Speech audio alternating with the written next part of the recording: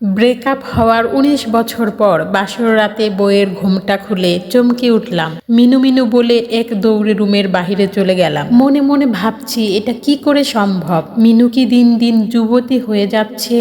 সেই ১৯ বছর আগে আমার গার্লফ্রেন্ড ছিল মিনু। মিনুর বিয়ে হয়ে যাওয়ার পর সিদ্ধান্ত নিয়েছিলাম আর কোনো দিন বিয়ে করব না। ব্যাস বাবার ব্যবসা দেখাশোনা করতে শুরু করলাম।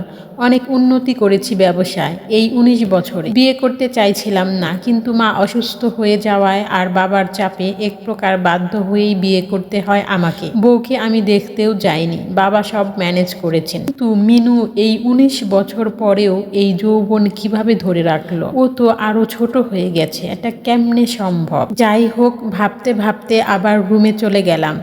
রুমে গিয়ে দেখলাম বউ আমার খুব কান্না করছে। আমি বললাম, কি হয়েছে তোমার, কান্না শুরু করলে কেন? বউ বলল, আপনি আমার মায়ের নাম জানলেন কি করে? প্রশ্ন করলাম, মানে কি? বউ উত্তর দিল, আপনি আমার আম্মুর নাম জানেন কিভাবে? আমার মায়ের নাম মিনু, আর আমি দেখতে হুবহু আমার মায়ের মতো হয়েছি। আমি বললাম, তাই বুঝি? আর মনে মনে বললাম, সবুরে মেওয়া ফলে, একটু ধৈর্য ধরলে গার্লফ্রেন্ড শাশুড়িও হয়। No, no, no, no.